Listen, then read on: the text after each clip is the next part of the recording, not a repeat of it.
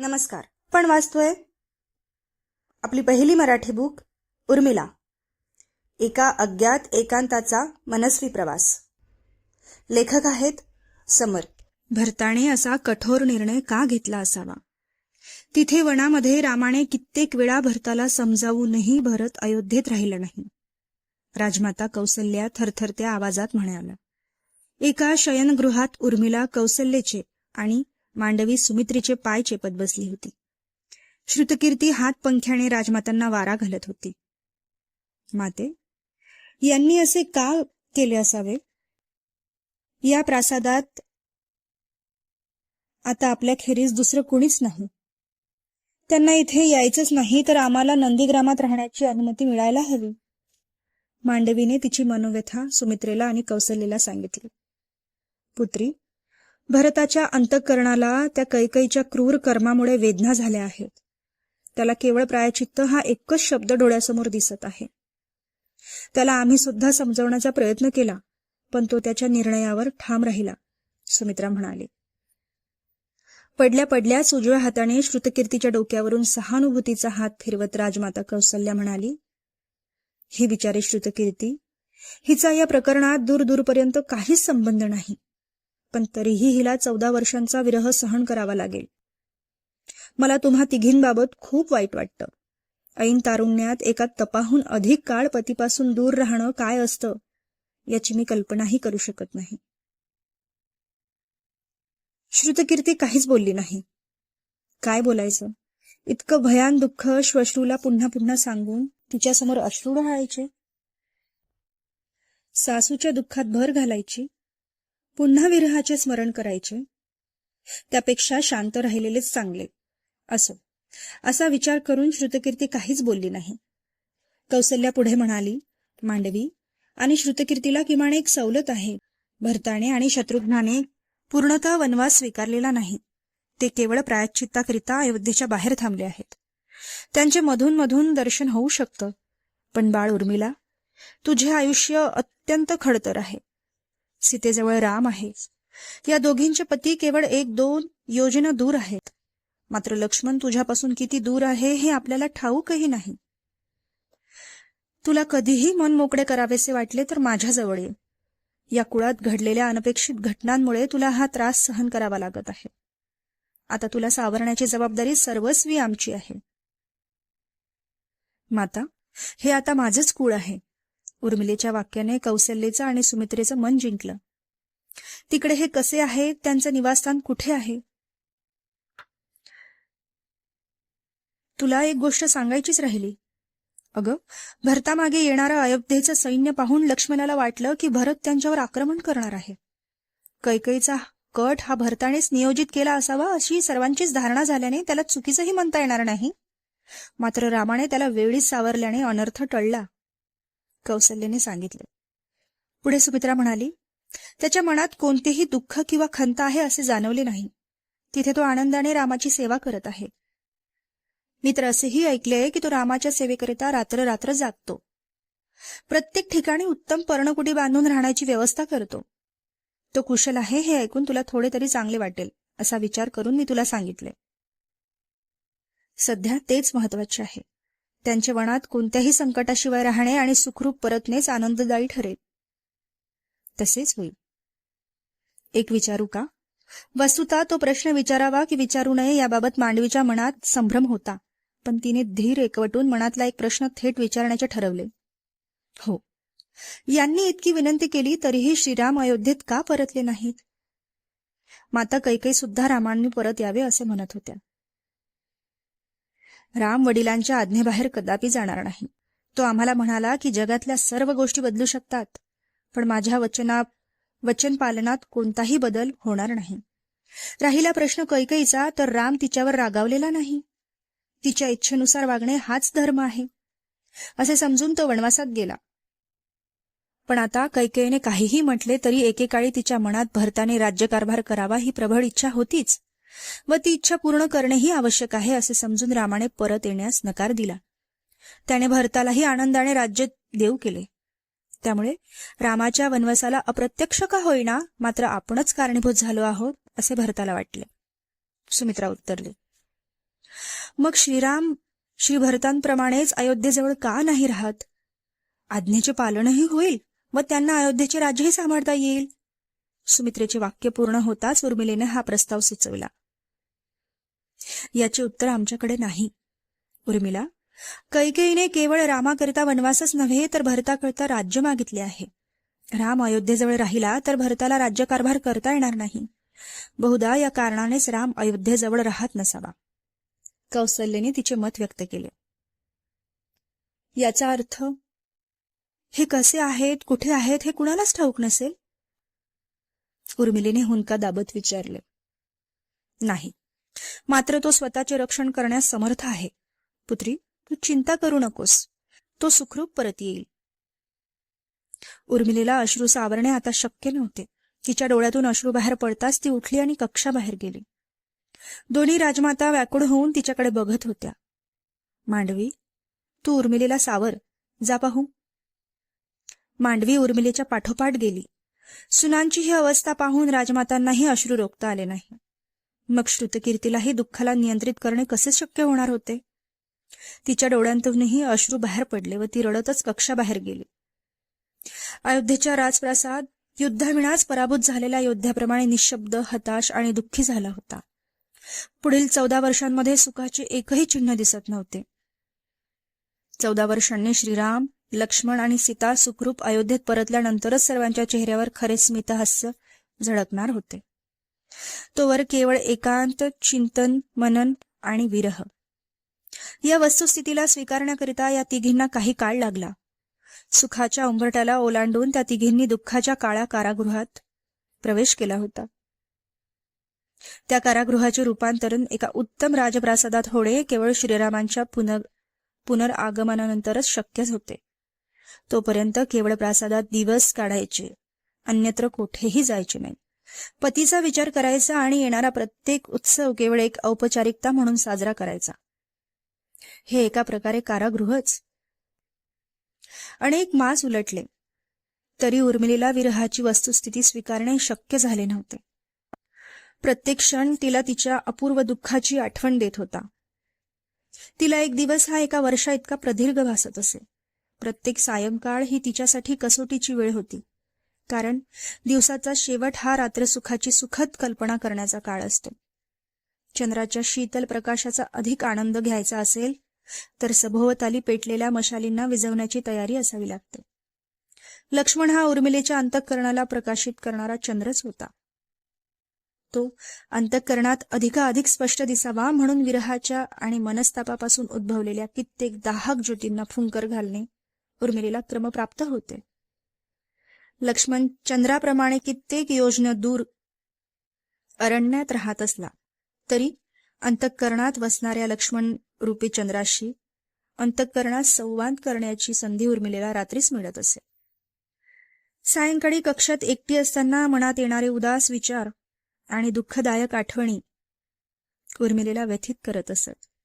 ती बऱ्याचदा त्या दुःखांमध्ये आणि विरह वेदनेमध्ये स्वतःला हरवून बसत असे. तत्वज्ञान आणि विरह या दोन गोष्टींचा संघर्ष झाला की त्यातून प्रथमतः नकारात्मकताच बाहेर पडते.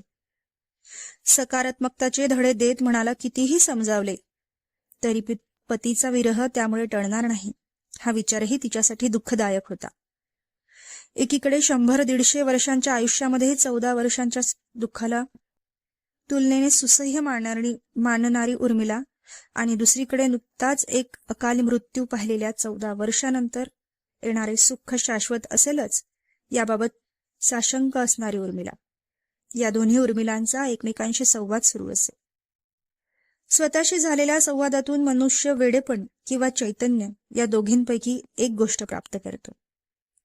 उर्मिलेने स्वतःला योग्य पद्धतीने सावरल्याने हा 14 वर्षांचा एकांत तिच्या अंगावर आला नाही.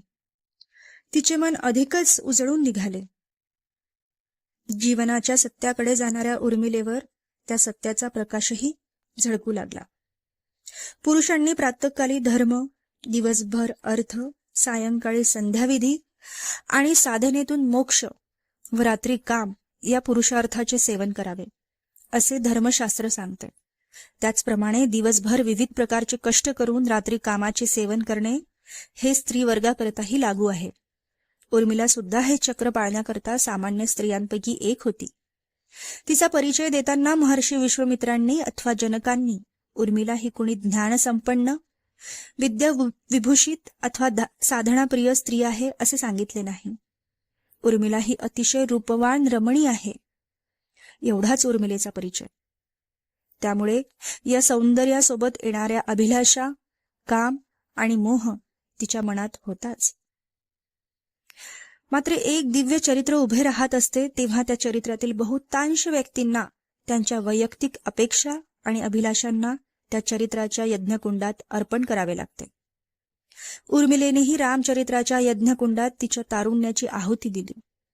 सलग 14 वर्षे अयोध्येच्या भव्य राजप्रासादात एकटे राहणे, रात्री एकटेच निजणे सहज सोपे नव्हते. प्रत्यक्ष श्रीराम जिथे विरहाने व्याकुळ होतात, त्या जगात उर्मिलेसारख्या सामान्य स्त्रीने व्याकुळ होणे साहजिक होते. मात्र उर्मिलेची व्याकुळता आणि एकांत तिला सखोल चिंतनात बुडवत असे. उर्मिला हळूहळू आयुष्याच्या सर्व अंगांनी विचार करू लागली. तिला दुःख, विरह, जन्म, मृत्यू आणि सुख या सर्व संकल्पनाचा अर्थ जाणून घ्यावासा वाटला.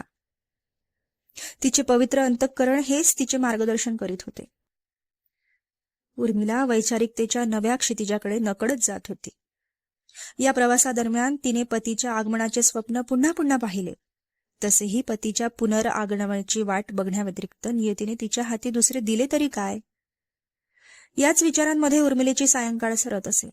पुन्हा नव दिवस उजाळत, पुन्हा सायंकाळ, पुन्हा रात्र. सायंकाळी आकाशाच्या बदलणाऱ्या रंगाप्रमाणे उर्मिलेच्या विचारांच्या छटा बदलत. निसर्गाच्या या व्यवहारातून उर्मिलेला बऱ्याच गोष्टींचा आणि सिद्धांताचा उलगडा होऊ लागला. या विचारांकरिता सायंकाळ ही उत्तम वेळ होती. तिची सुरुवात कोंदट विचारांनी झाली तरी तिच्या अखेरीस रात्रीच्या शीतलतेचा अनुकूल असणारे विचार उर्मिलेच्या मनात प्रवेश करत. 14 वर्षांच्या एकांताने उर्मिलेला मनाच्या सर्वोत्तम अवस्थांना स्पर्श करण्याची संधी दिली होती. पण पुन्हा तीच विरहाची खंत. या 14 वर्षांच्या काळाकडे कितीही सकारात्मकतेने बघायचे झाले तरी मनामध्ये खंत होतीच की मोह, काम आणि स्पर्शाची आवड असणाऱ्या स्त्रीला स्वतःच तत्वज्ञानाच्या सागरात ढकलावे लागत असे. उर्मिलेने केलेल्या प्रपंचाच्या प्रारंभिक 14 वर्षाची कल्पना आणि तिच्या नशिबी आलेली 14 वर्षे यामध्ये प्रचंड भिन्नता होती. विवाहानंतर कोणतीही स्त्री कामना करेल की त्याच गोष्टींची कामना उर्मिलेनेही केली होती. मात्र त्या सुखांना बाजूला सारून एकांतात विचारमग्न होणे तिच्यासाठी अपरिहार्य होते. विचारांचा आधार घेतला नाही तरी एकटेपणाचा अंधार मनात प्रवेश करेल या भीतीने ते विचारमग्न होत असे. या शोककाळात तिच्या नशिबी एकच आसरा होता, तो म्हणजे समदुःखी बहिणींचा.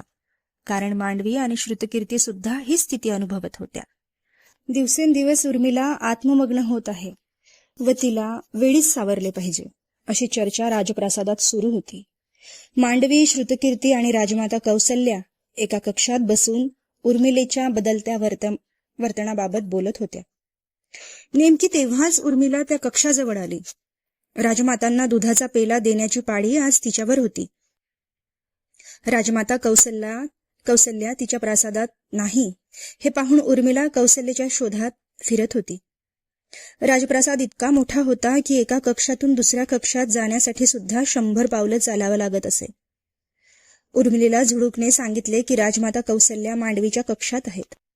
त्यामुळे ती झुळूक समवेत मांडवीच्या कक्षाजवळ आली. तिथे येताच तिला राजमाता कौसल्या, मांडवी आणि श्रुतकीर्तीचा आवाज ऐकू आला. आवाजासहज शब्दही ऐकू आले. त्या शब्दांमध्ये त्या तिघी आपलाच उल्लेख करत आहेत हे उर्मिलेला समजले. त्यामुळे दुधाचा पेला घेऊन कक्षात प्रवेश न करता ती कक्षाबाहेरच उभी राहिली. नाही, उर्मिला अशी नव्हतीच. आम्ही बालपणापासून तिला पाहिलं आहे. उर्मिला कधीही एकांतात रममाण होणारी मुलगी नव्हती. काय ग, हो ना श्रुतकीर्ती? मांडवीने श्रुतकीर्तीकडे पाहिलं. होय, उर्मिलेला परिस्थितीने बदललं आहे माता. अन्यथा उर्मिलेसारखी प्रसन्न मुलगी कधीही अशी वागणार नाही, श्रुतकीर्ती म्हणाले. आम्हालाही तिच्या वर्तनात झालेला बदल जाणवला. सुमित्रा तर अगदी जवळून हा बदल बघत आहे, कौसल्या म्हणाली. पण असं काय घडलं ज्यामुळे तुम्ही आज याबाबत बोलत आहात? तिने काही केलं का?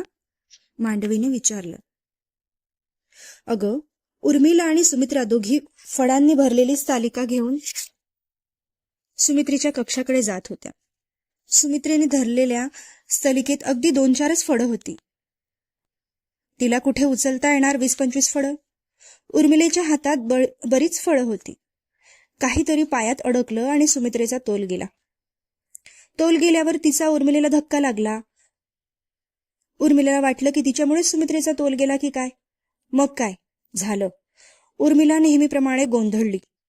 पडलेली फळं उचलत सुमित्रेची माफी मागू लागली. सुमित्रा घडलेला प्रकार सांगण्याचा प्रयत्न करत होती, पण उर्मिला काही ऐकण्याच्या मनस्थितीतच नव्हती. तिला पुन्हा पुन्हा वाटलं की तिच्याकडूनच चूक झालेली आहे. आसपास दास्या जमल्या तरीही जमिनीवर गुडघे टेकवून फळं उचलत होती. शेवटी सुमित्रेनेच तिला उठवलं. उठल्या उठल्या उर्मिला रडतच तिच्या कक्षाकडे निघून गेली. तिचं हे गोंधळलेलं वर्तन पाहून सुमित्रेला काळजी वाटली. ती आपल्या समवेत मनसोक्त बोलत नाही, क्वचितच रागावते, पण त्याहून चिंताजनक म्हणजे स्वतः सर्व दोष स्वतःलाच लावते. काहीतरी उपाय करायला हवा. कौसल्याने घडलेला प्रकार सांगितला. आपण तिला हे सांगणार तरी कसे?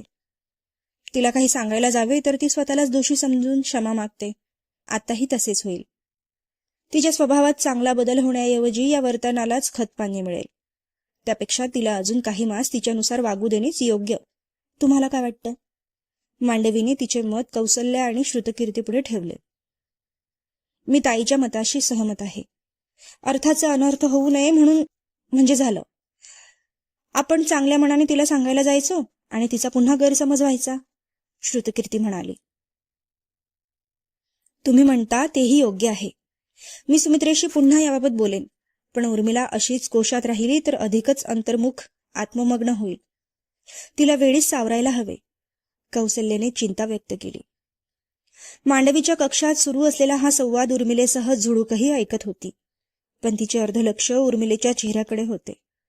कौसल्या, मांडवी आणि श्रुतकीर्तीमध्ये झालेली चर्चा ऐकून उर्मिलेच्या चेहऱ्यावर तीव्र संतापाचे भाव उमटले.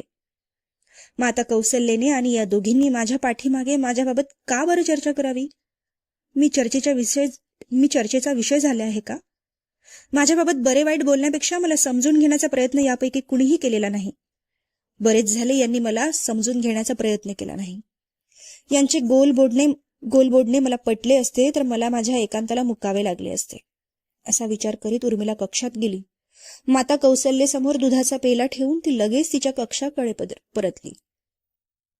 उर्मिलेने आपले बोलणे ऐकले असणार आणि तिचा गैरसमज होईल अशी भीती या तिघींना वाटत होती, आणि तसेच झाले. उर्मिलेला रागात तिच्या प्रासादाकडे जाताना पाहून झुळूकही तिच्या मागे धावली. कक्षात प्रवेश करताच उर्मिला क्रोधाने म्हणाली, पाहिलंच झुळूक? आता मी माझ्या बहिणींना आणि सासूलाही अप्रिय झाले आहे. मी मुकाट्याने एकांतात राहते हे सुद्धा त्यांना मानवत नाही. माझ्याकडून अजून किती अपेक्षा ठेवणार आहेत? मी काय करावे? एकांताच्या पहिल्याच दिवशी संधीचे ऐकले असते आणि तिच्यासोबत गेले असते तर बरे झाले असते. उर्मिला, शांत हो. त्या तिघी तुझे हितच बघत होत्या, काळजीपोटी बोलत होत्या. त्यांना तू अप्रिय झाली आहेस असे मुळीच समजू नकोस. झुळूकने उर्मिलेला समजावण्याचा प्रयत्न केला. तुला सगळं जगच चांगलं वाटतं. माझ्या एकांताचा त्यांना त्रास काय होतोय? मी अशीच राहिले तर वेडी होईल असं त्यांचं मत आहे. वेडीला प्रासादात ठेवायला कोण तयार आहे? त्यांना मी आताच नकोशी झाले आहे. खरोखर वेडी झाले तर त्यांना माझं तोंडही बघवणार नाही.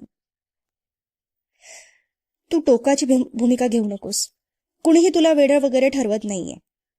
तू स्वतःलाच दोष देत राहिलीस तर तू स्वतःलाच वेडं करशील. ज्या अर्थी प्रासादातील सर्वच तुझ्याबाबत काळजीने बोलत आहेत त्या अर्थी त्यांना काहीतरी जाणवत असेल ना? प्रासादातील सर्व याचा अर्थ प्रासादातील सर्वच माझ्या एकांतवासाने आणि आत्ममग्नतेने त्रासले आहेत. पण माझी काळजी ते का करत आहेत? मला नियतीनेही वाऱ्यावर सोडले आहे, उर्मिला म्हणाली. मी तुझ्या मनातली खतखत समजू शकते. निदान तुला समजून घेण्याचा प्रयत्न तरी करू शकतेच. तोच प्रयत्न तू तुझे आप्त करत आहेत ना. त्यांच्या प्रयत्नांना तुझ्याकडून काहीच प्रतिसाद न लाभल्याने त्यांना एकमेकांतच तुझ्याविषयी बोलावे लागले. त्यांच्या चर्चेला अप्रत्यक्षपणे तूच कारणीभूत आहेस. मी कारणीभूत आहे? हो, सगळ्या समस्यांना मीच कारणीभूत असते. तुला असंच समजायचं असेल तर समज. मी समस्येबाबत नाही तर स्नेहाबाबत बोलत आहे. हेच तुला कळत नाहीये मुळी. मी रागावले तर मला इथून बाहेर जायला सांगशील. त्यापेक्षा मी तुला सल्लाच देणार नाही. मी केवळ पुतळा होऊन इथे बसून राहील. मग तर तुझी काही हरकत नाही ना? सगळं तुझ्या मनाप्रमाणेच होईल. झुळूकने तिरप्यात बोलणे सार्थक केले. उर्मिलेच्या डोळ्यात पाणी आले. ती अश्रूंना पुसत आसंदीवर बसली. तुम्ही माझाच विचार करत आहात हे मला समजतं. पण तुम्ही माझा विचारच करू नये असं मला वाटत आहे. या एकांतात काय वाईट आहे? हा एकांत घृणामुक्त आहे. या एकांतात न स्वार्थ आहे न तृष्णा, न सुख आहे न दुःख. हा एकांत केवळ शांत आहे, निश्चल आहे. हा एकांत मला सोडून कुठेही जात नाही. एकांतावर माझीच मालकी आहे. ही मालकी सोडून मी त्या विश्वात का परत जाऊ? त्या विश्वातल्या लोकांनी माझा विचार केला? माझ्या जीवनात काय फरक पडणार आहे त्यांच्या विचारांनी? ज्यांनी माझ्या जीवनाला बदलणारे निर्णय घेतले त्यांनीच माझा फारसा विचार केलेला नाही. या इतर लोकांनी माझ्याबाबत सहानुभूती व्यक्त करून काय होणार आहे? उलट मला पुन्हा त्या दुःखाची आठवण होईल. त्यापेक्षा मी या एकांतात राहण्यालाच प्राधान्य देईन. थोरा मोठ्यांना तपस्येसाठी एकांत शोधावा लागतो. इथे एकांतच माझ्याकडे आला आहे. त्याला दूर लोटून मी त्या दुःखी जगात पाऊल का ठेवू? तुला एका जगातून दुसऱ्या जगात प्रवेश करण्याची काहीच आवश्यकता नाही. एकांतात का असेना पण तू तुझे जग निर्माण कर. बाहेर तुझ्याबाबत चर्चा करणाऱ्या लोकांना तू त्यांच्याशीच बोलावे असे वाटत नाही. तू कुणाशी तरी बोलावे आणि एखाद्या गोष्टीत रमावे एवढेच वाटते. तू लोकांपासून नव्हे तर जगण्यापासूनच दूर जात आहेस. तुला माणसात परत आणण्यासाठी सर्वांचे प्रयत्न सुरू आहेत. झुळूकचे बोलणे उर्मिलेला पटलेच.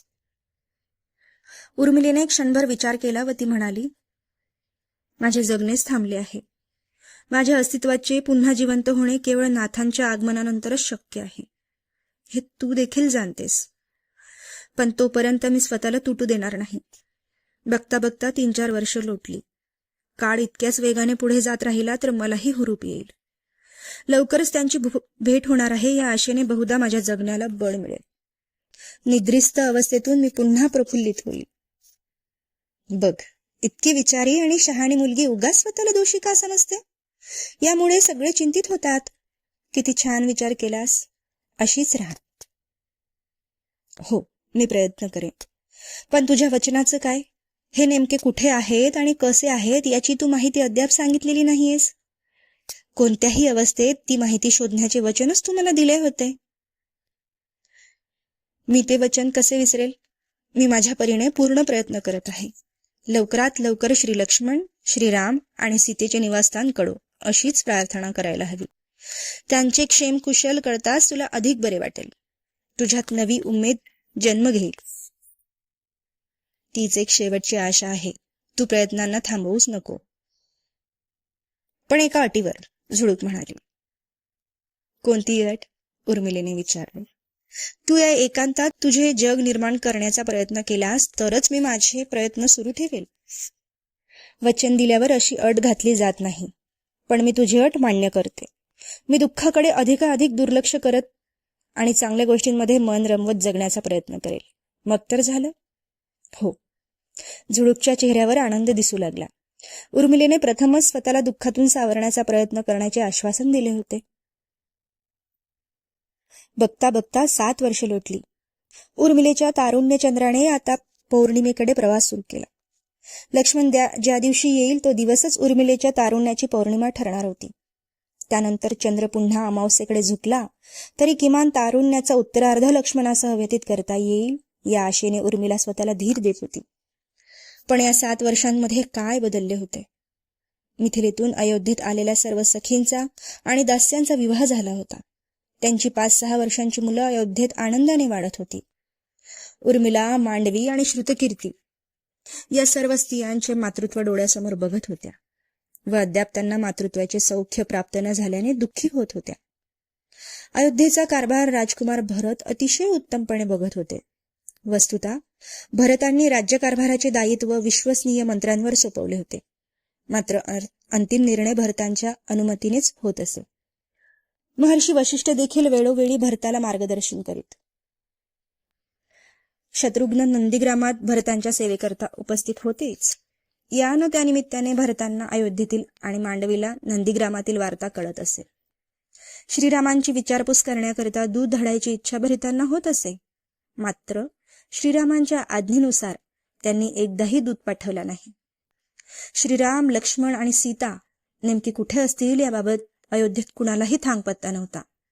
जशी ही 7 वर्षे गेली तशीच पुढची 7 वर्षेही वेगाने जाऊ अशीच प्रार्थना सर्व करत होते. आज यांच्या वनवासाला 7 वर्ष पूर्ण होतील, उर्मिला म्हणाली. ती मांडवी आणि श्रुतकीर्तीसह अयोध्येच्या राजोद्यानात वृक्षाखाली बसली होती. वृक्षांच्या पानांमधून वाट काढत पुढे प्रवास करणारे किरण जणू या तिघींच्या अंगावर सोनेरी प्रकाशाचे नक्षीकाम करत होते. आजची सकाळ या तिन्ही रूपवतींचे उदास सौंदर्य न्हाळत होती. या तिघींनी राण्यांप्रमाणे शृंगार केला होता, पण कुणासाठी? पतीसाठी नव्हे, किंवा या राजकुळाची सून म्हणून मिरवता येईल म्हणूनही नव्हे. केवळ एक औपचारिकता म्हणूनच त्या तिघी अलंकार परिधान करत असत. अयोध्येच्या सुनांनी सामान्य वेशात बाहेर जाणे राजकुळाच्या प्रतिष्ठेला धरून नव्हते. श्रीराम अयोध्येत नसले तरी अयोध्येचा कारभार सुरूच होता. देश विदेशातून राजे आणि राजदूत अयोध्येत येत होतेच व व्यापार घडत होताच. वेळप्रसंगी त्या राजांना आणि त्यांच्या राण्यांना भेटावे लागत असे. त्यामुळे या तिन्ही बहिणी वस्त्र अलंकारांनी स्वतःला नित्य शृंगारत असत. आजही त्या शृंगारासह तिघी उद्यानात बसल्या होत्या. तिन्ही बहिणींकरता आजचा दिवस महत्वाचा होता, कारण 7 वर्षापूर्वी याच दिवशी त्या तिघींनी संन्यस्त जीवन स्वीकारले होते. अजून 7 वर्षे संन्यस्त राहणे भाग होते व त्यानंतर श्रीराम हे लक्ष्मण आणि सीतेसह सुखरूप अयोध्येत परतले तरच एकांतवास संपणार होता. अन्यथा भरत आणि शत्रुघ्न सैन्यासमवेत श्रीरामांच्या शोधात भारतभर फिरतील अशी त्यांना खात्रीच होती व तसे होणे स्वाभाविकच होते. आज ते तिघे कुठे असतील बरं? वनामधून प्रवास करताना त्यांनी कोणकोणत्या राज्यांमधून भ्रमंती केली असेल आपल्याला काहीच ठाऊक नाही. मांडवीने खंत व्यक्त केली. ताई, या प्रवासात त्यांना किती कष्ट सोसावे लागले असतील ग. वनातून चालणे हेच मुळे किती अवघड असते. कुठे कोणता हिंस्र पशु असेल किंवा कुठे कोणता राक्षस दिसेल हे काहीच सांगता येत नाही. श्रुतकीर्तीचा चेहराही चिंताग्रस्त होता. उर्मिला श्रुतकीर्तीच्या वाक्याने अधिकच घाबरली आणि म्हणाली, श्रुतकीर्ती, तू याबाबत अधिक वाच्यता करू नकोस. माझे मन आधीच दुःखाने आणि चिंतेने कासावीस झाले आहे. तू म्हणालीस ते अगदी सत्य असले तरी हेच विचार माझ्या मनात सकाळ सायंकाळ येत असतात. त्या विचारांनीही माझ्या मनात प्रवेश करू नये याकरिता मी खूप प्रयत्न करते. तू चिंता करू नकोस उर्मिला. ते दोन्ही बंधू पराक्रमी आहेत हे आपण जाणतोच. तुला आठवतं सीतेच्या स्वयंवरात श्रीरामांनी ते धनुष्य कसं उचललं? असे परमवीर एकत्र असताना आपण चिंता करण्याची मुळीच आवश्यकता नाही. सीता त्या दोघांसह सुरक्षितच असेल. मांडवीने उर्मिलेचे चित्त शांत करण्याचा प्रयत्न केला. हो, मी सुद्धा असाच विचार करून मनाला धीर देते. परंतु राक्षसांच्या एवढ्या भयंकर गोष्टी ऐकलेल्या आहेत की मन काळजीने थरथरतच. आपण हा विषयच टाळूया. 14 वर्षे वनात राहण्याकरता जेवढे धैर्य आणि वीरता लागते त्याहून अधिक बळ आणि धैर्य 14 वर्षांचा वनवास स्वीकारण्यासाठी लागतं. ज्या पुरुषात ते धैर्य आहे तो 14 वर्ष सर्व संकटांचा सामना करण्याकरता समर्थच असेल. त्यामुळे तू चिंता करू नकोस. मांडवीने समजूत घातल्यावर उर्मिलेने किंचित स्मित केले. विषय बदलत श्रुतकीर्ती म्हणाली, ताई, तू दासी माधवीची 3री मुलगी पाहिलीस का? अतिशय गोंडस आहे. नामकरण संस्कारही आजच आहे बहुधा. तुझ्या सखीच्या नशिबात ईश्वराने मातृसुख अगदी मोकळ्या हाताने भरलं आहे. 7 वर्षात 4 मुलं. तिला बाळंतपणानंतर चांगली खाऊ पिऊ घाल हो. मांडवीच्या विशिष्ट हेलांसह ती म्हणाली. तिच्या प्रत्येक शब्दाला एक वेगळीच आणि लक्ष वेधणारी लय असे. अवश्य सांगेल. आणि बरं का उर्मिलाताई, माधवीला असंही सांगते की तिला उपदेश देणाऱ्या मांडवी ताईचे नावच पुढच्या मुलीला दे. श्रुतकीर्तीने मांडवीची थट्टा केली. बरीच हुशार झालीयस अयोध्येत येऊन. माझं नाव ठेवलं तर चांगलंच होईल. ती माझ्याचप्रमाणे. मी आत्मस्तुती करत नाहीये नाहीतर ही श्रुतकीर्ती पुन्हा काहीतरी खोड काढेल. मी कशी आहे हे तुम्ही जाणताच. अगदी पुरेपूर जाणतो. श्रुतकीर्ती आणि मांडवीचा गमतीदार संवाद ऐकून उर्मिलेला क्षणभर दुःखाचे विस्मरण झाले. या दोघी बहिणी उर्मिलेने काही क्षण दुःख विसरावे याकरिता वारंवार प्रयत्न करत असत. वस्तुतः त्या दोघीही विरहातच होत्या.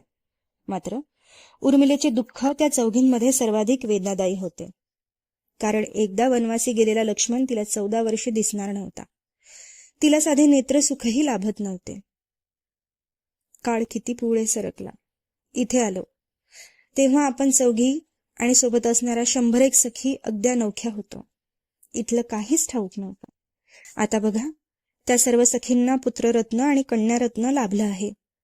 प्रत्येकीला एक नव्हे तर अगदी 4-5 वेळा. उर्मिला उद्यानावरून दृष्टी फिरवत होती.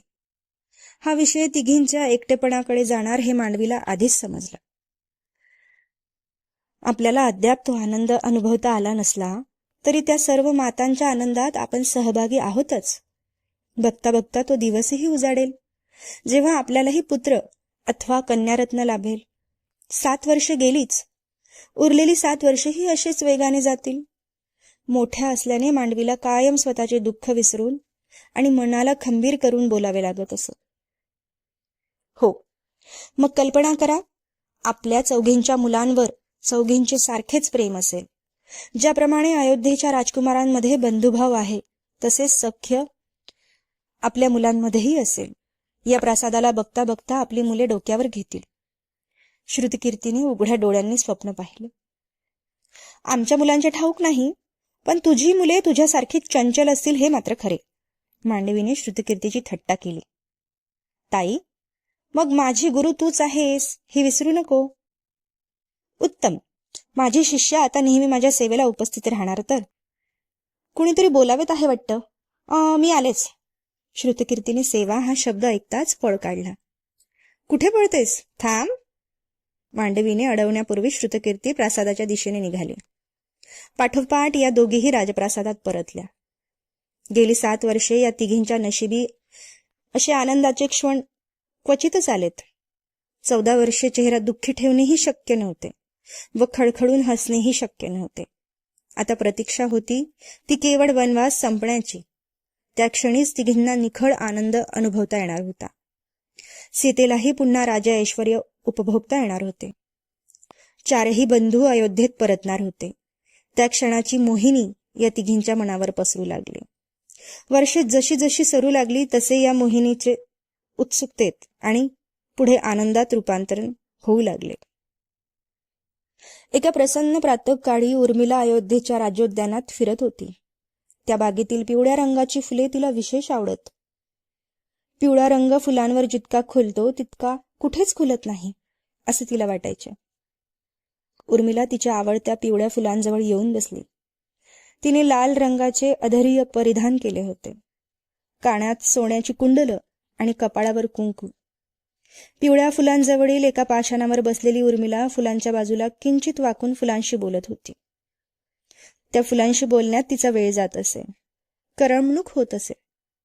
ती अधिकाधिक सकारात्मक विचार करण्याचा प्रयत्न करायची. तिला माणसांशी बोलण्यात रस नव्हता. तिला फुलांशी बोलूनच आनंद लाभायचा. तिने एकांतात तिचे विश्व थाटले होते. तुम्हाला ठाऊक आहे का, काल मांडवी, श्रुतकीर्ती आणि झुडूक माझी थट्टा करत होत्या. कशावरून? फुलांनो, ऐन तारुण्यात असलेल्या युवतीची एकाच विषयावरून थट्टा केली जाते. हेही तुम्हाला माहिती नाही? मग या राजोद्यानात बसून तुम्ही लोकांचे व्यवहार धड पाहिलेच नाहीत. असो, तुमचं तसं वयही फार कमी आहे. 1-2 दिवसांच्या आयुष्यात तुम्ही काय काय कराल? बरं, मी काय सांगत होते? त्या माझी थट्टा करत होत्या. मला कन्यारत्न होईल की पुत्ररत्न असा विषय सुरू होता. तुम्ही असे का अवघडत आहात? तुम्ही मुळीच काळजी करू नका. प्रपंचाचा विषय काढल्याने मला दुःख होणार नाही. कारण माझा प्रपंचही आता 7 वर्षांमध्ये सुरूच होणार आहे. बघता बघता एकांतवासाची 7 वर्ष लोटली. यावरूनच विषय निघाला की आता 7 वर्षांनी सगळ्यांचे संसार पुन्हा सुरू होणार. माझ्या मनात प्रथम सीताताईचाच विचार आला. त्यानंतर मी स्वतःच्या अंतःकरणात डोकावून पाहिले. मग तिथे काय दिसले सांगू? कुणालाही सांगू नका. मला तिथे माता होण्याची एक सुप्त इच्छा दिसली. अगदी स्वच्छ दिसली.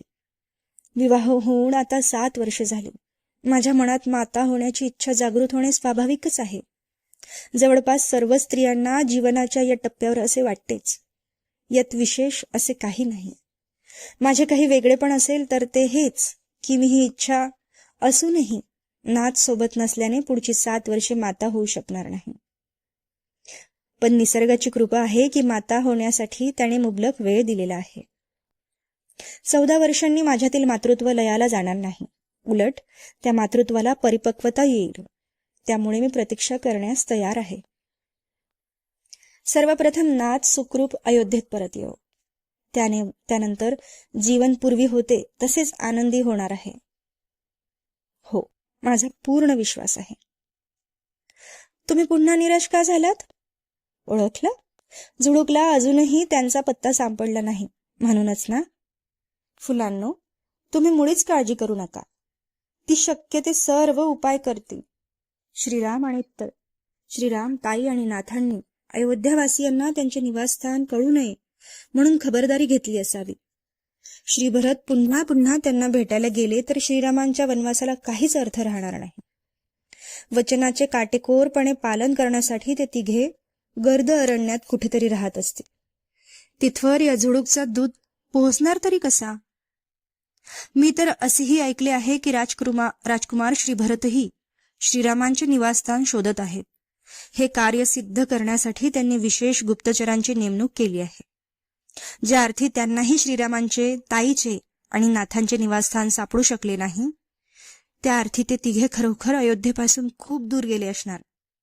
फुलांनो, पृथ्वी किती मोठी आहे याची कल्पना तुम्हाला आहे का? तुम्ही इथे बसून नुसते सूर्याकडे तोंड करून डोलत असता. मृत्यू होतानाच तुम्हाला पृथ्वीची आठवण होते. ज्या पृथ्वीवर तुम्ही कोसळता ती पृथ्वी खूप विशाल आहे. या पृथ्वीवर तुमच्यासारखी असंख्य फुले आहेत. हो, या पृथ्वीवर असंख्य फुलं असली तरी मला तुम्हीच प्रिय आहात बरं का. मला तुमच्याशिवाय आणि तुम्हाला माझ्याशिवाय दुसरं कोण आहे? आपल्याला एकमेकांचा आधार आहे. तुम्हाला ठाऊक आहे का, माझ्या माहेरी म्हणजे मिथिलेत किती वेगवेगळ्या प्रकारची फुलं आहेत. कदम नावाचं फूल मला सर्वाधिक प्रिय होतं. इथे अयोध्येत मला ते दिसलं नाही. हेमपुष्पही मला आवडायचं. ते अयोध्येतही आहे. ते पहा, ते लाल रंगाचं फूल दिसतंय, त्याला आम्ही हेमपुष्प म्हणतो. काही जण त्याला जपा असंही म्हणतात. ते सुंदर दिसतं. लाल रंग, मऊ पाकळ्या आणि गोलाकार ठेवण. ते इतकं सुंदर दिसत असलं तरी त्याला हात लावताना दक्षता घ्यावी लागते. त्या फुलाच्या देठाखाली बरेच काटे असतात. देखण्या वस्तूंनाच काट्यांचा शाप असावा. बहुधा त्यांना देखणेपणाचा अहंकार वाटू नये म्हणून परमेश्वराने हे अपूर्णत्व त्यांच्या नशिबी दिलं असावं. विवाहासारखी दुरून रम्य वाटणारी देखणी घटना ही अशीच काटेरी असते का? आल्हाददायक गंधाचा आनंद घेण्यापूर्वी काट्यांचा संसार करावा लागतो का? माझ्याच संसाराचं उदाहरण घ्या. माझ्या नशिबी हे 14 वर्षांच्या एकांतवासाचे 14 काटे आलेत. अर्थात झुळूक म्हणते त्याप्रमाणे अशी घटना न भूतो न भविष्यती अशी आहे. पण इतर राण्यांचे किंवा राजकुमारींचे जीवनही अनुरागाने भरलेले नाही. ज्या पुरुषाला 10 पत्नी आहेत त्या पुरुषाच्या पत्नीचे काय होत असेल? त्या पुरुषाचे नेमके कुणावर प्रेम आहे हे ठरवण्यातच त्यांचे जीवन व्यतीत होत असेल. शुद्ध आणि अकृत्रिम प्रीतीचा क्षण किती युवतींच्या नशिबी असेल. पतीच्या अनुरागासाठी तडफडणे बरे की माझ्याप्रमाणे एकांतात राहणे बरे? ताईसारख्या किंवा माझ्यासारख्या काही भाग्यवान पतिव्रता आहेत ज्यांच्या पतींनीही विवाहाला एक व्रत म्हणून स्वीकारले आहे, एकनिष्ठेचे वचन दिले आहेत. पण या जगात अशा किती भाग्यवान स्त्रिया असतील? तुम्हा फुलांचं जीवन तसं सोपं आहे. 2 दिवसांच्या जीवनात दुःखांचे लाड पुरवण्यासाठी तुम्ही कुणीही दुःखाला वेळ देत नसाल. वस्तुतः जिथे तुमच्या जन्मासाठी चांगली परिस्थिती आहे तिथेच तुमचा जन्म होतो. आम्हा मनुष्याचं तसं नसतं. अनेक शापित किंवा अभागी बाळांचा जन्म अतिशय वाईट परिस्थितीत होतो. ताईच्या जन्माची गोष्ट आठवा. मी कालच तुम्हाला सांगितली होती. तिला कुणीतरी शेतामध्ये सोडलं हे अद्याप कुणालाही समजलं नाही. काही बालके जन्मताच मातेला गमावतात. काही पुरुषांच्या वाट्याला 18 विश्वे दारिद्र्य येतं. स्त्रीचं जेवण तर अतिशय कष्टप्रद. आम्ही राजप्रासादात जन्म घेतला म्हणून आम्हाला काही सवलती मिळाल्या, पण सामान्य युवतींचं जीवन अतिशय खडतर आहे. मला झुळूक सगळं सांगते. मी प्रासादात राहते म्हणजे मला बाहेरचं काहीच कळत नाही असं समजू नका. या निसर्गाने मातृत्वाचं वरदान दिलं खरं, पण त्या वरदानाचा सांभाळ करण्याकरता मासिक धर्म दिला. घरातल्या सर्वांच्या भोजनाची व्यवस्था करण्याचे दायित्व स्त्रियांचंच. सर्वांची सेवाही तिनेच करायची. यापेक्षा तुमचं जीवन किती सोपं आहे. जिथे सूर्यप्रकाश आणि पाणी मिळतं तिथे तुम्ही सहज बहरता. आम्हालाही जन्म घेण्यापूर्वी अशी मुभा मिळाली असती तर किती बरं झालं असतं ना. जिथे आनंद तिथेच जन्म. असो, स्वप्न पाहण्यापेक्षा वर्तमानाचा विचार करावा.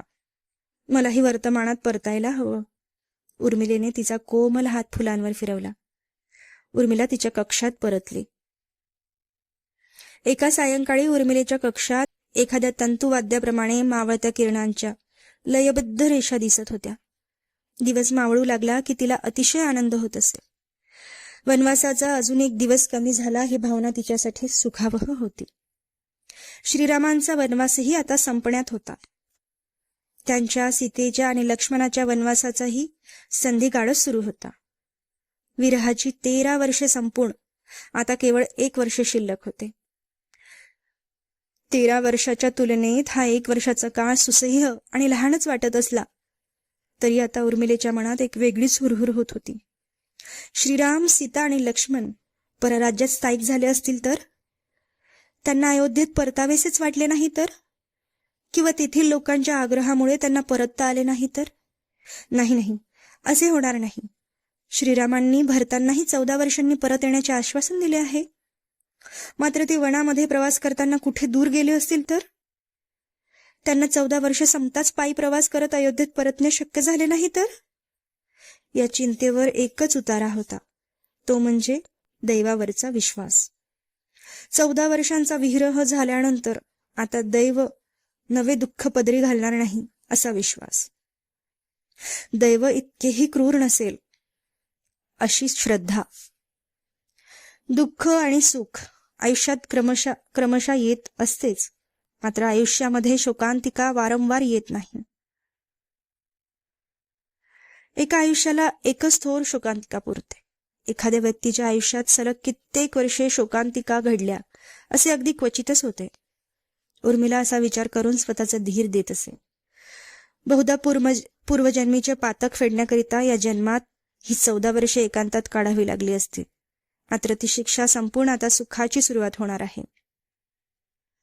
नाथ परत आल्यानंतर मृत्यूपर्यंत कोणतेही दुःख अयोध्येच्या राजप्रासादाला स्पर्श करणार नाही. आज जी सायंकाळ मला एकटीलाच निहाळावी लागत आहे, उद्या तीच आम्ही दोघे आनंदाने बघू. हळुवार चांदणं उमलताना पाहू. राज्यकारभार आटोपून हे सायंकाळी कक्षामध्ये प्रवेश करतील तेव्हा त्यांना माझ्या लावण्याची भुरळ पडेल, असा शृंगार मी करेल.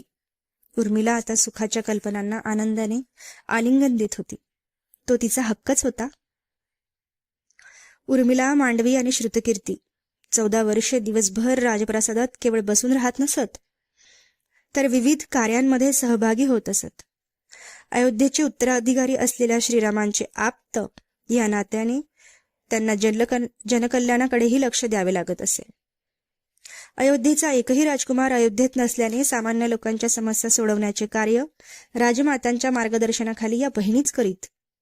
कधीकधी नव्या व्यापारी वर्गाला प्रोत्साहन देण्यासाठी विपणींना भेट देणे, कधी शरयूची पूजा करणे, कधी सखींच्या घरी एकत्र जमून लहानसे स्नेहसंमेलन भरवणे, राज उद्यानामध्ये नवी रोपं लावणे अशी अनेक कामं त्या करत होत्या.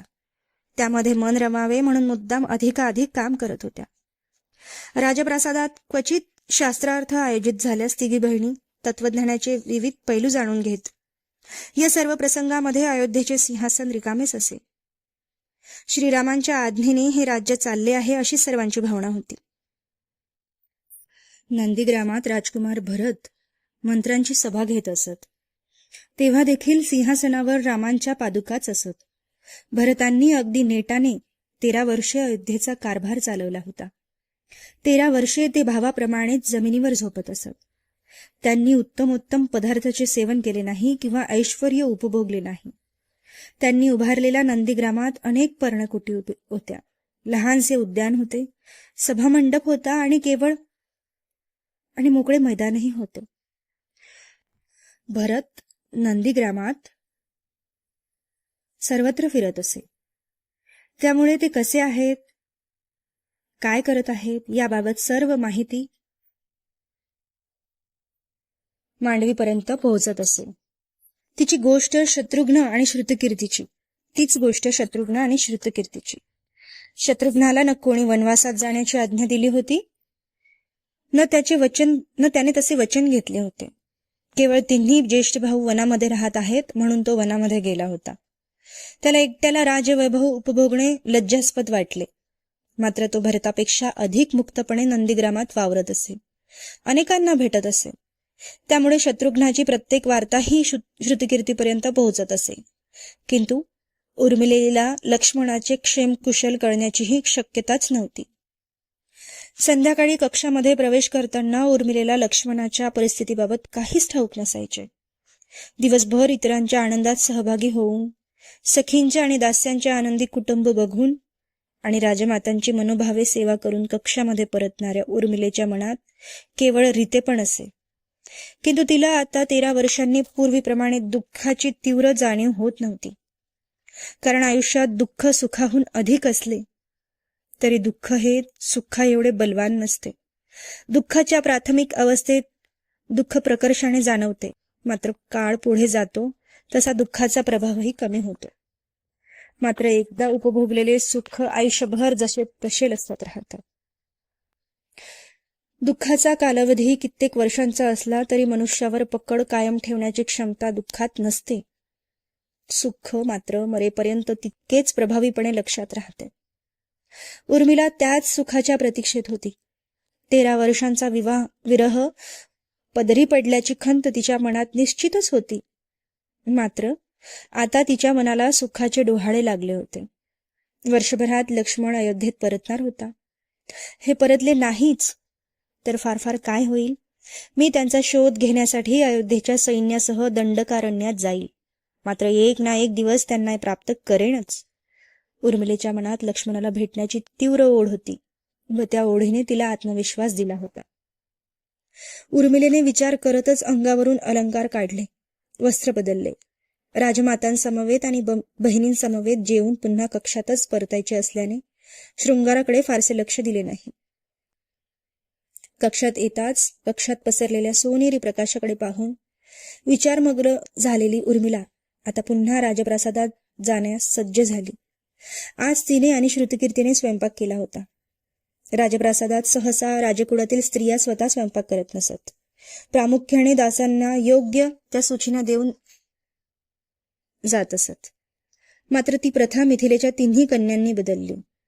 किंबहुना ती प्रथा बदलावी लागली, कारण 14 वर्षे आपल्याला कक्षामध्ये बसून राहणे तिघींच्या मानसिक स्वास्थ्यासाठी हितकारक नव्हते. त्यामुळे तिघी बहिणी अधूनमधून स्वयंपाक करत असत. पाककार्यात मन गुंतवत असत. पती परतल्यानंतर त्यांना आपल्याच हातचे भोजन वाढावे अशी तिघींची इच्छा होती. या एकत्र केल्या जाणाऱ्या कामांमुळे उर्मिलेला काही क्षण एकटेपणा जाणवत नसे. जी तिची अवस्था होती तीच मांडवी आणि श्रुतकीर्तीचीही अवस्था असल्याने तिघींनी एकमेकींचे मन ओळखून परस्परांना सावरले. मात्र मनुष्याला दुसरी व्यक्ती किंवा शक्ती एका मर्यादेपर्यंतच सावरू शकते. पडलेल्या मनुष्याला उठवण्याचे काम मदतनीच करतो, मात्र स्वतःला सावरण्यासाठी स्वतःलाच कष्ट घ्यावे लागतात. उर्मिलेला सावरण्यासाठी 2 बहिणी जवळ असल्या तरी आत्मबलाच्या आधारे तिलाच खंबीर होऊन परिस्थितीला सामोरे जायचे होते. आयुष्य रेषेसारखं सरळ सोपं आणि नाजूक नसतं. प्रत्येकाचं जीवन ही एक अभूतपूर्व कथा असते. त्या कथेत अनेक पात्र असतात, गुंतागुंत असते. कधी कधी एखादी व्यक्ती ही स्वतःची कथा न जगता इतरांच्या कथेत लहान मोठी भूमिका पार पाडत असते. मात्र शेवटी प्रत्येक व्यक्तीला स्वतंत्र अस्तित्व असतंच. प्रत्येकाच्या मनात प्रेम, जिव्हाळा, दुःख आणि आठवणी असतात. उर्मिलीला जाणवत असे की या सर्व सुखकारक अथवा दुःखदायक आठवणी एका बाजूला असतात आणि दुसऱ्या बाजूला असतं एक स्वतंत्र, स्वयंभू आणि रमणीय नक्षत्र. ते नक्षत्र दुःखाच्या काळोखात चालतानाही सुखाची झलक दाखवत असतं. वनवासाची अनेक वर्षे लोटल्यानंतरही लक्ष्मणाला उर्मिलेचं नक्षत्र खुणावत होतं. शरीर आणि त्यातील प्रत्येक इंद्रिय जुने होऊन झिजणार आहे याची माणसाला जाणीव असते. मात्र मनाच्या तारुण्याबाबत मनुष्य निर्धास्त असतो. मनाचं एक वैशिष्ट्य म्हणजे मनाला भावणारी कोणतीही गोष्ट मनातून वजा करता येत नाही, कमी करता येत नाही आणि टाळताही येत नाही. सीतेची आणि प्रभू श्रीरामांची सेवा करताना उर्मिलेचा विरह लपवण्याकरिता लक्ष्मणाने असंख्य उपाय केले, मात्र तो विरह लपवू शकला नाही. इतकं शुभ्र आणि स्पष्ट नक्षत्र झाकणारे वैराग्याचे नभही किती विशाल हवे. मात्र नक्षत्र झाकणे ही विशाल चेष्टाच झाली. नक्षत्रांना झाकणाऱ्या नभामध्ये नक्षत्र संपवण्याची ताकद नसते. नक्षत्र जितकं जुनं तितकं अधिक प्रकाशमान. श्रीराम आणि सीता हे दोघे एकांतात असताना लक्ष्मण त्यांच्या पर्णकुटीपासून दूर जात असे. वनवासामध्ये लक्ष्मणावर श्रीरामांच्या सेवेव्यतिरिक्त दुसरे दायित्व नव्हते. जेव्हा श्रीराम ध्यानस्थ असत अथवा सीतेसोबत असत तेव्हा लक्ष्मणावर ते दायित्व नसे. तो एकटा वनामध्ये जुन्या आठवणींमध्ये रमण्याखेरीज दुसरे काय करेल. शेवटचे वर्ष शिल्लक असताना मनावर नियंत्रण ठेवणे लक्ष्मणासाठी अत्यंत महत्वाचे होते. कारण सुख डोळ्यांसमोर दिसत असताना तोल ढळण्याची शक्यता अधिक असते. लक्ष्मणाने हा तोल कधीही ढळू दिला नाही व पुढे सीतेचे अपहरण झाल्याने त्याला सुखाच्या कल्पनांना विचार करणे शक्यच झाले नाही. त्यामुळे लक्ष्मणाचे ब्रह्मचर्य अबाधित राहिले. इकडे अयोध्येत उर्मिलेच्या मनात तारुण्याच्या लाटा अधिक तीव्रतेने उसळत होत्या. आता काही दिवसांचाच अवधी आणि लक्ष्मण परतणार. ज्यांच्याशी विवाह केला, प्रेम केले, आयुष्य एकत्र जगण्याचे स्वप्न पाहिले ते लक्ष्मण परतणार. पुन्हा संसार सुरू होणार. केवळ उर्मिलेच्या मनातच नव्हे तर संपूर्ण अयोध्येच्या मनात आनंद होता. कारण अयोध्येला 14 वर्षांनी राजा लाभणार होता. एका राजाने स्वतः राजधानीत राहून राज्य चालवणे वेगळे आणि मंत्र्यांच्या सहाय्याने राज्य चालवणे वेगळे. एका राजाच्या निर्णयामुळे त्याची शील डोकावत असते. त्याने ठरवले तर तो दिवस रात्र न्यायदान करू शकतो, ठरवले तर राज्यसभेतही टाळाटाळ करू शकतो.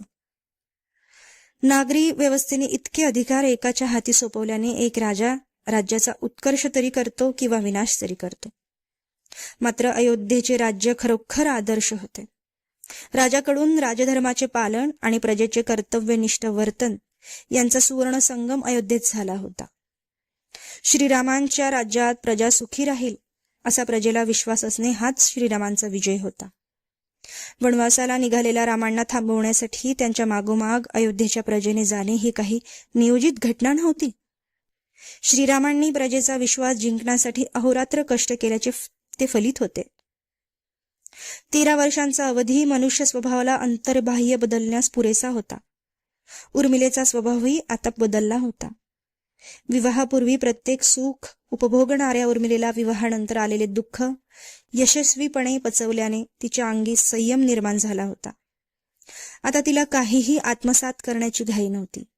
कोणताही गुण मनुष्यात रुजवायचा असेल तर तो पाणी जमिनीत झिरपते त्याप्रमाणे हळूवार आणि खोलवर रुजू द्यावा हे तिला समजत होते. किशोरवयाने दिलेली चंचलता आता शिल्लक राहिली नव्हती. आता उर्मिलेच्या व्यक्तिमत्वात एका राणीला शोभेल असे गांभीर्य आणि प्रजेला सामोरे जाताना आवश्यक असणारा भारदस्तपणा आला होता. उर्मिलेच्या व्यक्तित्वाला कित्येक नवे आयाम प्राप्त झाले होते. याचे एकमेव कारण म्हणजे तिचे दुःख. दुःख अनेक गोष्टींचा पाया आहे. दुःख कित्येक कलांचे स्थायी अंग आहे. कवीचे कवित्वही दुःख प्रधानच असते. क्रौंच पक्षाला मरताना पाहूनच शोक विभोर वाल्मिकींच्या मुखातून श्लोक बाहेर पडला. दुःखाची भावना ही अतिशय तीव्र असते. या भावनेची तीव्रता हृदयाला हेलावणारी असल्यानेच दुःख इतके परिणामकारक असते. या तीव्रतेतून काहींच्या मनाला पाझर फुटून काव्य निर्माण होते. काहींना जीवनाचा आशय कळतो, तर काहींना वस्तुस्थिती स्वीकारण्याची ताकद प्राप्त होते. उर्मिला काही कलाशास्त्र निपुण नव्हती, तरी तिला आयुष्याचे पैलू या विरह पर्वात लक्षात येऊ लागले. 13 वर्षे उलटल्यावर तिच्या मनात काळाविषयी संताप कमी आणि कुतूहलच अधिक वाटू लागले. कारण वनवास सुरू झाला तेव्हा पर्वता एवढी वाटणारी ही 13 वर्षे मुठीतल्या वाळूप्रमाणे कधी लुप्त झाली हे तिला कळलेच नाही. काळाला दोष द्यावा की काळाचा महिमा पाहून अचंबित व्हावे हे उर्मिलेला कळत नव्हते. म्हणायला 13 वर्षे अक्षरशः वाया गेली होती, मात्र ती आता गेली होती हे काही कमी नव्हते. 13 वर्षांचा विरहवास संपून पतीसोबत मिलन होणार हा आनंददायी विचार 13 वर्षांच्या दुःखाला मागे रेटत होता. केवळ उर्मिलाच नव्हे तर इतर सर्वांमध्येही बराचसा बदल झाला होता. राजमाता पुत्रवधूंची मातेप्रमाणे काळजी घेत होत्या. पश्चातापाच्या अग्नीमध्ये प्रतिदिन राजमाता कैकेयीच्या मनाचा दाह होत होता.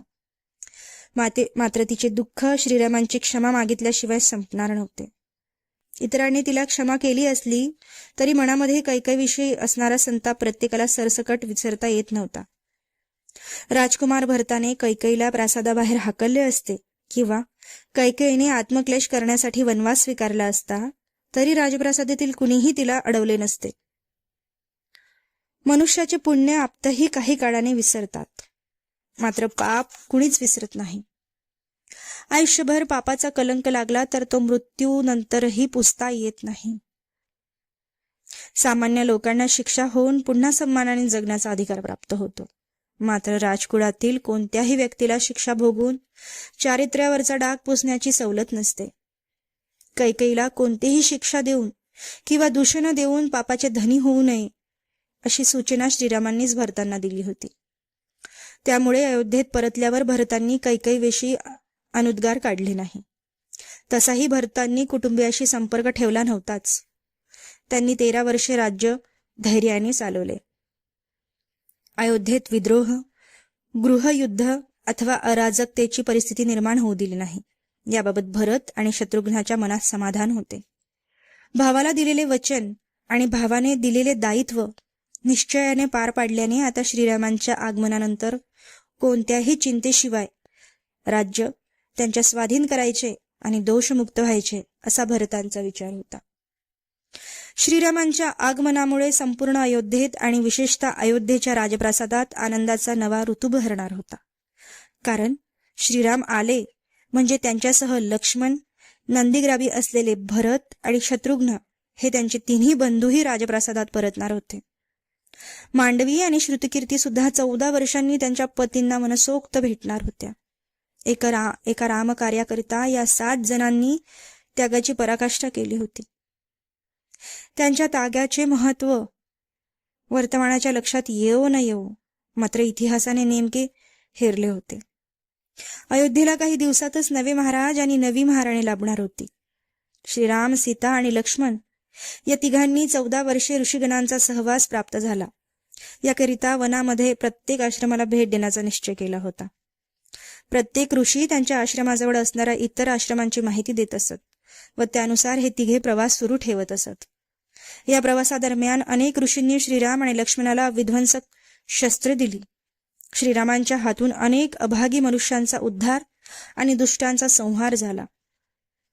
13 वर्षांच्या प्रवासानंतर श्रीराम, लक्ष्मण आणि सीता अयोध्येपासून कित्येक योजन दूर पंचवटी येथे निवास करीत होते. लक्ष्मण जंगलातून विविध फळं, कंद आणि पदार्थ आणत असे. सीता त्या पदार्थांचे योग्य मिश्रण करत स्वयंपाक करत असे. तोपर्यंत श्रीरामांचा युद्धसराव, योगाभ्यास आणि ध्यानधारणा होत असे. क्वचित प्रसंगी एखाद्या राक्षसाने अथवा श्वापदाने हल्ला केल्यास लक्ष्मण त्याचा वध करत असे. पंचवटीत राहणारे हे लहानसे कुटुंब ऐश्वर्यात जगत नसले तरी समाधानी होते. वनामध्ये केवळ पोटापुरती व्यवस्था करणे आणि उरलेला वेळ मनाची मशागत करणे एवढेच काम होते. मात्र एके दिवशी हे सर्व काही बिनसले. श्रीरामांना तात्काळ पंचवटी सोडून दक्षिणेकडे जावे लागले. श्रीराम प्रथमच शोकाकुल झाले. पंचवटीतून सीतेचे हरण झाले आणि ती कुठे असेल याबाबत काहीच कल्पना नव्हती. आता सीतेला शोधावे तरी कुठे? तिच्याशिवाय अयोध्येत परतणे श्रीरामांना शक्य नव्हते. अयोध्येत लक्ष्मणाची परतण्याची वाट बघणाऱ्या उर्मिलेला लक्ष्मण नेमका कुठे राहत आहे हे सांगण्यासाठी झुळूक धावतच आली. तिच्या चेहऱ्यावरचा रंग उडाला होता. दंडकारण्यातले युद्ध संपूर्ण भारतवर्षाच्या चर्चेचा विषय झाला होता. 2 वनवासी योद्धांनी लंकेच्या राजाच्या अर्थातच रावणाच्या उद्दामपणाविरुद्ध ठाम भूमिका घेतली हे ऐकून अनेकांना आनंद झाला होता. किंतु रावणाने त्या दोघांचा वध करण्याचा निर्णय घेतला आहे ही वार्ता चिंतित करणारी होती. अयोध्येपर्यंत ही वार्ता पोहोचली. राजप्रासादातील अगदी मोजक्याच लोकांना या वनवासांबद्दल माहिती होती. झुळूक या 2 वनवास्यांनी शूर्पणखेचे गर्वहरण आणि खल राक्षसाचा पराभव कसा केला आहे हे सांगण्यासाठी उर्मिलेकडे आली होती. ते 2 वनवासी श्रीराम आणि लक्ष्मणच आहेत असे तिचे ठाम मत होते. झुळूक घाबरली होती. उर्मिलेकडे पाहून तिच्या मुखातून एक अक्षरही बाहेर पडत नव्हते. तिची अशी अवस्था पाहून उर्मिला तिच्या जवळ गेली.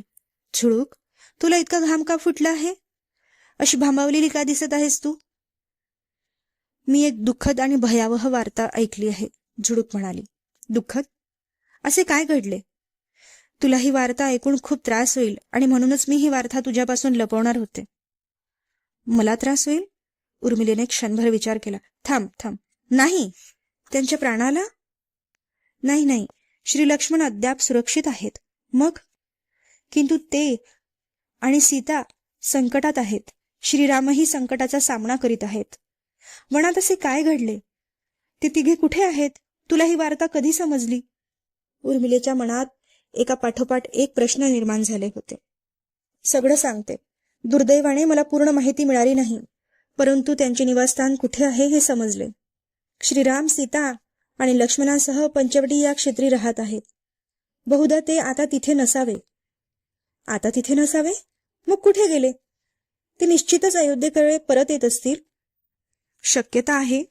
त्या तिघांवर एका राक्षसीने आक्रमण केले अशी वार्ता आहे. शूर्पणखा नावाची राक्षसी, लंकेश्वर रावणाची बहीण. तिने सुंदर रूप धारण करून श्रीरामांसमोर विवाहाचा प्रस्ताव ठेवला. परंतु एक पत्नीव्रत असलेल्या श्रीरामांनी तिच्या प्रस्तावाला नकार दिला. श्रीरामांचे सीतेवर मनपूर्वक प्रेम आहे हे पाहताच त्या राक्षसीने सीतेवर प्राणघातक हल्ला करण्याचा प्रयत्न केला. परंतु श्रीलक्ष्मणांनी त्या राक्षसीला अडवले.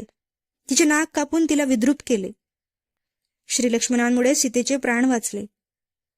त्या राक्षसीने पुढे थैमान घातले असेल, पण बरेच झाले. ताईवर हल्ला करणाऱ्या राक्षसीवर प्रतिहल्ला करणेच योग्य आहे. ती स्त्री असल्याने नाथांनी तिला जिवंत सोडले असे दिसते. परंतु तिच्या मूळ रूपाची तिला आठवण दिली हे बरेच झाले.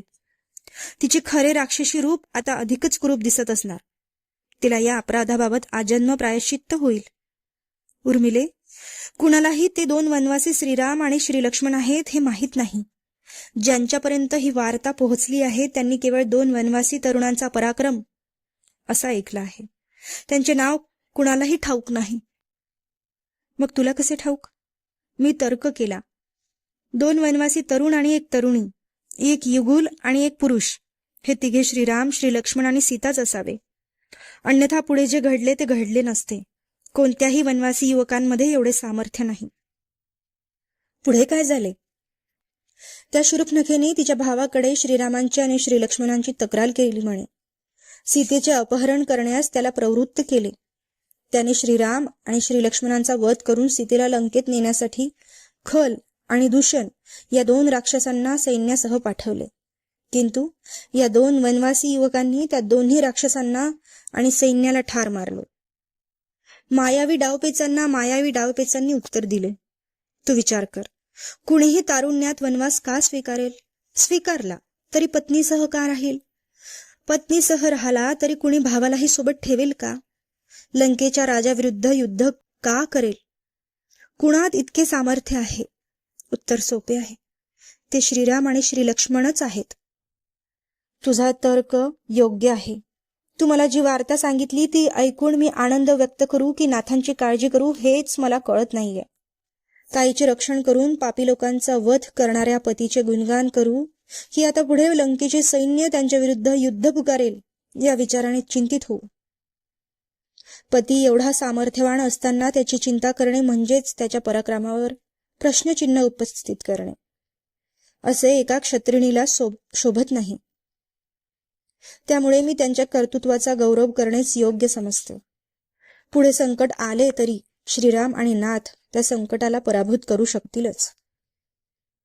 उर्मिले, ही गोष्ट वाटते तितकी सोपी नाही.